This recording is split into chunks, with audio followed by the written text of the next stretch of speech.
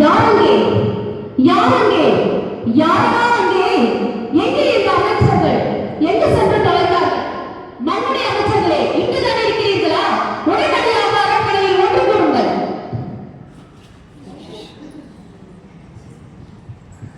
இதோ வந்துவிட்டோம் அண்ணா. இவ்வளவு நேரம் எங்கு சென்றிருந்தீர்கள் கல்விக்கூட அமைச்சர்களே? இன்னும் சற்று நேரத்தில் நமது அரண்மனைக்கு பட்டத்து அரசு வர இருக்கிறார் என்று சொன்னேன் அல்லவா? நான் சொன்ன அனைத்து ஏற்பாடுகளையும் செய்து விட்டீர்களா? தோரணங்கள் தயாராகிவிட்டதா? மன்னர் மன்னா, ஏன் பதட்டமாக இருக்கிறீர்கள்? நீங்கள் சொன்னபடியே அனைத்து ஏற்பாடுகளையும் சீரும் சிறப்புமாக செவ்வனை செய்து கொண்டிருக்கிறோமே. ஆம் அமைச்சரே, இருந்தாலும் சற்று பதட்டமாகத்தானே இருக்கின்றது. நமது பட்டத்து அரசி அவர்களுக்கு மற்ற துறைகளை காட்டிலும் கல்வி குழுமத்தின் மீதுதான் அலாதி ஆர்வம். அவர் வந்தவுடன் முதலில் நம்முடைய பணிகளை பற்றி தான் கேட்பார். அதற்கு நாம் தயாராக இருக்க வேண்டும் அல்லவா? ஆம் அண்ணா, எதற்கும் கவலை கொள்ளாதீர்கள். நமது கல்வி குழுமம் ஒரு அழகிய குடும்பம். அதில் உள்ள உறுப்பினர்கள் அனைவரும் தங்கள் பணிகளை மிக செவ்வனை செய்பவர்கள். ஆம் அமைச்சரே, அதை நான் நன்கு அறிவேன். இருந்தாலும் நம்முடைய பணிகளை முறையாக சமர்ப்பிக்க வேண்டும் அல்லவா? எங்கே இந்த ஆண்டு முழுவதும் நடந்த செயல்பாடுகளை சற்று எனக்கு விளக்கமாக கூறுங்கள் பார்க்கலாம். அதை நான் கூறுகிறேன் மன்னா. இந்த ஆண்டு துவக்கமே மிக அற்புதமாக தொடங்கப்பட்டது. நமது நாற்பள்ளி தலைமை அன்னை அருட்சகோதரி டாக்டர் பீட்டர் செல்வராணி அவர்களின் வழிகாட்டுதலிலும், நமது கல்வி குழும தலைமை அருட்சகோதரி செலின் சந்தியாகு அவர்களின் வழிகாட்டுதலிலும், நமது தலைமை ஆசிரியர்கள் அருட்சகோதரி அரசி, அருட்சகோதரி பெனிதா அவர்களின் செம்மையான செயல்பாடுகளினாலும் இந்த ஆண்டு மிகவும் சிறப்பாக துவக்கப்பட்டது. இது யூபிலி ஆண்டு அல்லவா? 2025ஆம் ஆண்டு நமக்கு என்ன கொள்கையை சொல்ல போகிறது என்று மிக அருமையாக தெளிவுபடுத்தினார்கள் அன்றைய சிறப்பு பேச்சாளர்கள். ஆம் அமைச்சரே, நன்றாக கூறினீர்கள். ஆமாம், அந்த கூட்டத்தில் நாம் எதை பற்றி எல்லாம் விவாதித்தோம்? இந்த ஆண்டின் விருது வாக்கை பற்றி விவாதித்தோம் அண்ணா. நம்பிக்கையில் நன்குடன் இடப்பட்ட இளையவரின் யாத்திரையை பற்றி ஆசிரியர் டெய்சி அவர்களும், திருத்தந்தையின் அமைதி செய்தியை பற்றி ஆசிரியர் ரூத் அவர்களும் தெளிவாக விளக்கினார்கள். அது மட்டுமா, அன்றைய கூட்டத்தில் புராணம் அறிவியலை பற்றி நமது தாராளர் அவர்கள் வெகு சிறப்பாக பேருரையாற்றியதை நீங்கள் ஆர்வத்துடன் கேட்டு கலந்தீர்களே அண்ணா. ஆம் அமைச்சரே, சற்று புதுமையான கருத்துக்களை அல்லவா அவர் கூறிக்கொண்டிருந்தார். அறிவியலையும் ஆன்மீகத்தையும் ஒரு சேர கலந்து விவாதிப்பதில் அவர் சிறந்தவர் அல்லவா? அதனால் தான் அவரின் பேச்சை சற்று வியப்புடன் நான் கேட்டுக் கொண்டிருந்தேன். ஆமாம், நமது அடுத்த கல்வி குழும கூட்டத்தை பற்றி எனக்கு கூறுங்கள். ஆமண்ணா, அதை பற்றி நான் கூறுகிறேன். அது ஒரு அருமையான கல்வி குழுமம். அந்த கல்வி குழும கூட்டத்தில் நாம் பேச்சு வீரர்கள் மட்டுமல்ல, செயல் வீரர்கள் என்றும் நிரூபித்தோம். நமது பள்ளி மாணவர்கள் மிக அருமையாக இயற்கை சூழலை எவ்வாறு காக்க வேண்டும் என்று நாடகத்தின் நடிப்பை காண்பித்தனர். மெய்யாகவே மரங்களும் பறவைகளும் வந்து ஆடின. எல்லோரும் மெய்மறந்து பார்த்து கொண்டிருந்த தருணத்தில் நவதானியங்களை கையில் ஏந்தி கொண்டு, இனி உணவை வீணாக்க மாட்டோம், ஆரோக்கியமான உணவையே உண்போம் என்று உறுதிமொழியும் ஏற்றோமே மன்னா.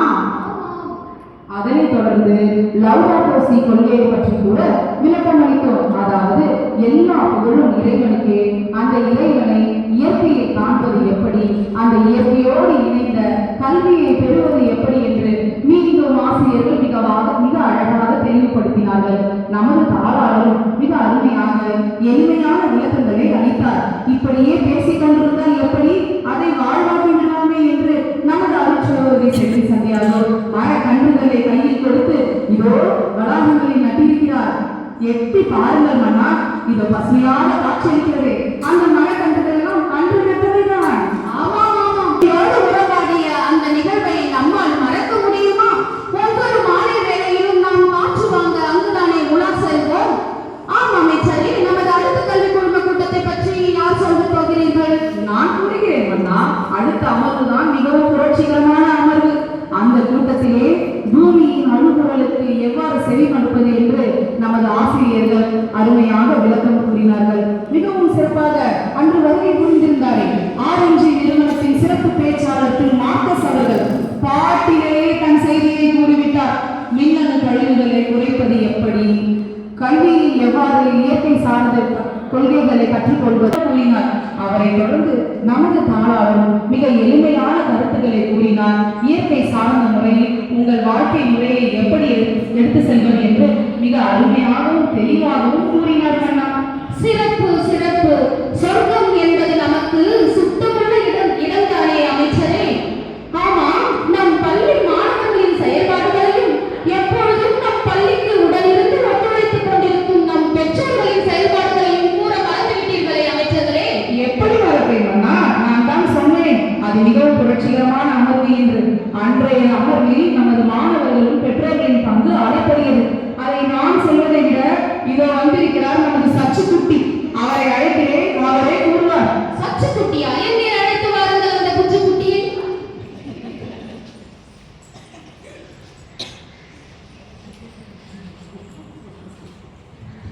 வணக்கம் அண்ணா. வணக்கம் குழந்தையே. இயற்கையை சார்ந்த வாகனங்களை நாம் பயன்படுத்த வேண்டும் என்ற விழிப்புணர்வை ஏற்படுத்த நாங்கள் அனைவரும் சைக்கிளோடு வந்துவிட்டோம். தட் மீன்ஸ் இருசக்கர வாகனம் அண்ணா. ஆஹா, அருமை அருமை. மிகவும் சிறப்பான செயல்பாட்டை நிறைவேற்றியுள்ளீர்கள் குழந்தையே. உனக்கு என்னுடைய பாராட்டுக்கள். உனக்கு ஏதாவது நான் என்னுடைய அன்பின் பரிசாக கொடுக்க வேண்டுமே? என் கையில் ஒரு வளையல் தான் உள்ளது, தங்க வளையல். என் கைகளை பார்க்கிறா? அமைச்சரே, நீங்கள் அதிகமாக அணிந்து கொண்டிருக்கிறீர்கள் என்று நினைக்கிறேன். பரிசிலா தர வேண்டுமா? ஆம் அமைச்சரே, பார்த்தீர்களா என்னுடைய அமைச்சரின் தாராள மனப்பான்மை? குழந்தையே, இதோ என்னுடைய அன்பு பரிசு. வாழ்த்துக்கள். ஓகே. அடுத்து நமது பெற்றோர்களை பற்றி கூற மறந்துவிட்டேன் அண்ணா. அன்றைய அமர்வில் பெற்றோர்களும் நம்மோடு இணைந்து பதாகைகளை ஏந்தி கொண்டு இயற்கையை காப்போம் என்று முழக்கமிட்டு அருமையாக ஊர்வலமெல்லாம் வந்தோம். அது மட்டுமா, கூட்டங்களில் கலந்து கொள்வது மட்டுமா பெற்றோர்களின் பணி? நம்முடைய சேரிட்டி டேயில் நமக்கு விற்பனையில் உதவி செய்வதும், பெற்றோர் ஆசிரியர் கூட்டங்களில் கலந்து கொண்டு மாணவர்களை எவ்வாறு கல்வியில் முனைப்போடு முன்னேற்றுவது என்று மிக அருமையாக நம்மோடு ஒத்துழைத்து வருகிறார்கள் அண்ணா. ஆமாம் ஆமாம், வெகு சிறப்பு. வாழ்த்துக்கள் பெற்றோர்களே. ஆமாம் அமைச்சரே, அடுத்ததாக நம்முடைய அருட்சகோதரிகளின் ஆன்மீக பணிகளை பற்றி சற்று கூறுங்கள் பார்க்கலாம். கண்டிப்பாக அதை நான் கூறுவேன் மன்னா. அதுதானே மிகவும் முக்கியமான பணி.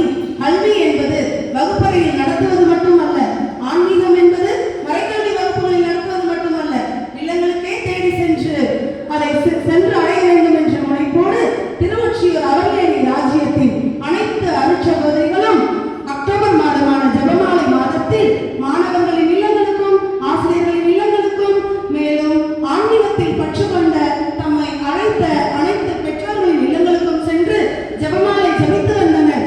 இது மிகவும் சிறப்பான செயல்பாடு அல்லவா? அது மட்டுமா, எங்களது இல்லங்களுக்கும் அவர்கள் வந்தார் என்றால் பாருங்களேன், மிகவும் மகிழ்ச்சி அடைந்தோம் நாங்கள். அது மட்டுமா அண்ணா, ஆன்மீக பணியை பள்ளி குழந்தைகளுக்கு மட்டுமல்ல பங்கு மக்களுக்கும் சிறப்பாக ஆற்றி வருகின்றனர் நம் அருள் சகோதரிகள். பங்கு தந்தை அழைக்கும் போதெல்லாம் மறைக்கல்வி பணி, இல்லங்களை சந்திக்கும் பணி என்று அயராது உழைத்துக் கொண்டிருக்கின்றனர். தங்கள் கல்வி பணியின் இடையிலும் வெளியில் கொட்டும் குளிரின் பணியின் இடையிலும் இந்த வருட கேரல்ஸில் ஒரே ஆட்டம் பாட்டம் என்றால் பாருங்களே. அப்படியா? அவர்களோடு நானும் சென்றிருந்தால் ஆடி பாடி மகிழ்ந்திருப்பேனே. அப்பொழுது நான் என்ன செய்து கொண்டிருந்தேன்? அரண்மனையில் உறங்கி குரட்டை அடித்துக் கொண்டிருந்தீர்கள். என்ன கூறினீர்கள்? இல்லை மன்னா, உழைத்து அயர்ந்து உறங்கிக் கொண்டிருந்தீர்கள் என்றேன். ஓ, சற்று இளைப்பாறி இருப்பேன். எப்பொழுதும் உற்சாகத்துடனும் உத்வேகத்துடனும் உழைத்துக் கொண்டிருக்கும் நம்முடைய உடல் உழைப்பாளர்களின் பணிகளை கூற மறந்துவிட்டீர்களே. அண்ணா, நமது உடல் உழைப்பாளர்கள் அருள் சகோதரி செலின் அவர்களின் வழிகாட்டுதலில் காசிமேட்டில் உள்ள கல்லறைக்கு சென்று இறந்த அனைத்து ஆன்மாக்களுக்காகவும் ஜெபமாலை ஒப்புக் கொடுத்து ஜெபித்தார்.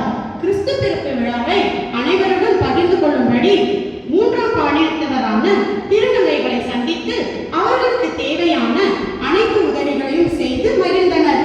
ராயபுரத்தில் உள்ள முதியோர் இல்லத்திற்கு சென்று அங்கு அவர்களுக்கு தேவையான உதவிகளை செய்து அவர்களோடு ஆடியும் பாடியும் கிறிஸ்து பிறப்பு விழாவின் மகிழ்வை பகிர்ந்து கொண்டனர். ஆஹா ஆஹா, அருமை அருமை.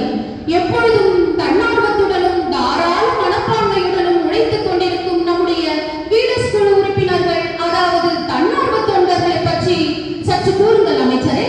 எஸ், கண்டிப்பாக நான் சொல்கிறேன் மன்னா. தன்னார்வ தொண்டு உறுப்பினர்கள் அவர்களின் பணி மிகவும் ரீட்டா அவர்கள் தலைமையில் மன்னாரப்பேட்டையில் உள்ள பார்வைத்திறன் குறைபாடு உடைய மக்களை சந்தித்து அவர்களுக்கு உதவி செய்தனர். அது மட்டுமா, திருவொற்றியூர் தேவடி வீதியில் உள்ள முதியோர்களை சந்தித்து அவர்களுக்கும் உணவளித்து மகிழ்ந்தனர் என்றால் பாருங்களேன். ஆஹா ஆஹா, கேட்கும் பொழுதே என் மனம் பேரானந்தம் கொள்கின்றது. அமைச்சர்களே, நம்முடைய கல்வி குழுமத்தின் அனைத்து செயல்பாடுகளையும் மிக அழகாக தெளிவாக விளக்கினீர்கள். இளையோரை நல்ல மனிதர்களாகவும் நாளைய நாட்டின் நல்ல குடிமக்களாகவும் உருவாக்குவதற்கு நாம் மேற்கொண்ட அனைத்து முயற்சிகளையும் வெகு சிறப்பாக கூறினீர்கள். உங்கள் அனைவருக்கும் பொற்காசுகள் கொடுத்து மகிழ்விக்க ஆசைதான். ஆனால் என்ன செய்வது? இப்பொழுது இருக்கின்ற தங்கம் விலை எதிர்கொண்டு செல்கிறது அல்லவா? அதனால் தான் சற்று தயக்கமாக இருக்கிறேன். இருக்கட்டும் அண்ணா, தங்கங்களுக்கு எடுக்கும் அண்ணா தங்கம். ஓ, தங்களை தங்கம் என்று கூறுகிறீர்களோ? ஆமாம் அண்ணா, பேசிக்கொண்டே இருக்கிறீர்கள். நமது பட்டத்து அரசியார் வந்துவிட்டார். நாங்கள் சென்று அழைத்து வருகிறோம். இசை முழங்கட்டும்.